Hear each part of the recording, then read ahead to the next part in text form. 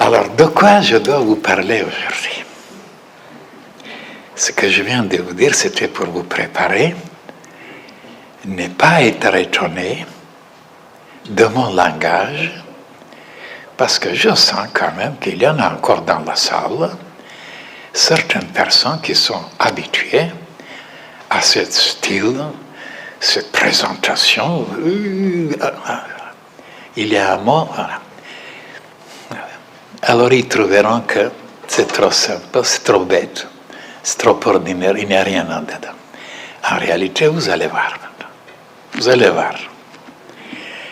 Je vous ai parlé un jour que si on est autrement éduqué, et comment on est éduqué pour le moment?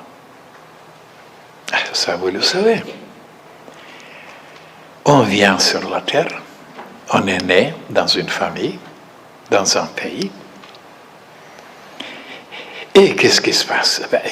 L'enfant doit être éduqué, instruit, soigné, ainsi de suite, par les parents, par les écoles.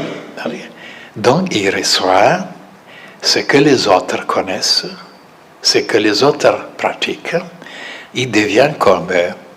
Pour la nutrition, pour s'habiller, pour parler, pour se comporter. Et tout le monde agit de la même façon. Il faut manger, il faut boire, il faut se coucher, il faut bricoler, etc.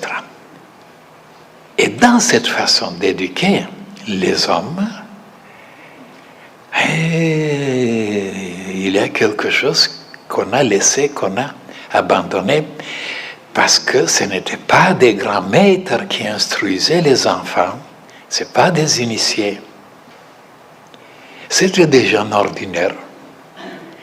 Et les enfants devenaient des hommes ordinaires. C'est-à-dire, qu'est-ce que ça veut dire ordinaire? Ça veut dire de voir les choses terre à terre, d'une façon. Le côté extérieur, le côté visible, le côté matériel, le côté tangible, le côté technique, le côté mécanique, de ne jamais chercher à voir que derrière cette apparence, il y a des choses tellement subtiles, tellement extraordinaires, tellement divines, tellement belles. On ne s'occupe pas de ça, seulement ce qui est tangible, visible, et on vit comme ça. Et alors, quand on vit des années, tout s'imprime de cette façon, les clichés, et on est tellement habitué à penser, à agir, à voir, à croire, à se comporter de la façon dont on était éduqué, que s'il vient des grands maîtres qui vous révèlent d'autres choses, que vous devez faire autre chose, vous devez respirer autrement, vous devez manger autrement, vous devez aimer autrement, vous devez se comporter autrement, c'est difficile de comprendre, de croire, d'accepter. Pourquoi? Parce que la vie ancienne qui est là inscrite se défend et l'empêche les nouvelles choses qui viennent, qui sont divines, de s'installer, de les croire, de les accepter, de les pratiquer. Voilà la difficulté. Les plus grands maîtres, ils ont cette difficulté. Même si le bon Dieu vient lui-même sur la terre, les humains, étant donné qu'ils ont des empreintes tellement qu'ils sont là, ils rejettent tout ce qui ne correspond pas, qui ne ressemble pas. Eh bien, alors, même le bon Dieu ne réussira pas. Comment voulez-vous les maîtres, les initiés qui veulent changer, améliorer, guérir, instruire les humains quand il y a déjà dedans tellement de choses déjà cristallisées, renforcées, durcies, rien à faire.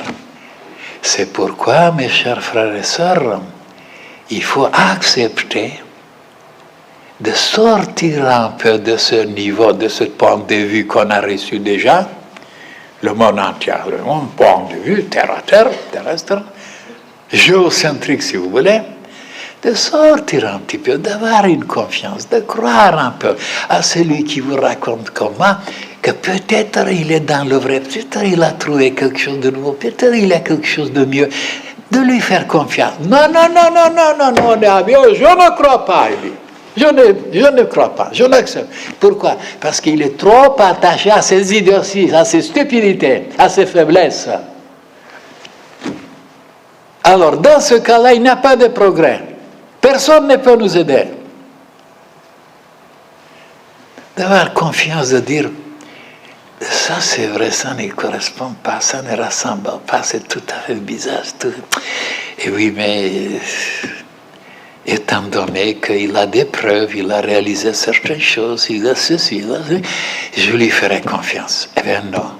Non, on reste dans sa personnalité, dans son point de vue, dans sa conscience ancienne, et voilà pourquoi les gens n'avancent pas.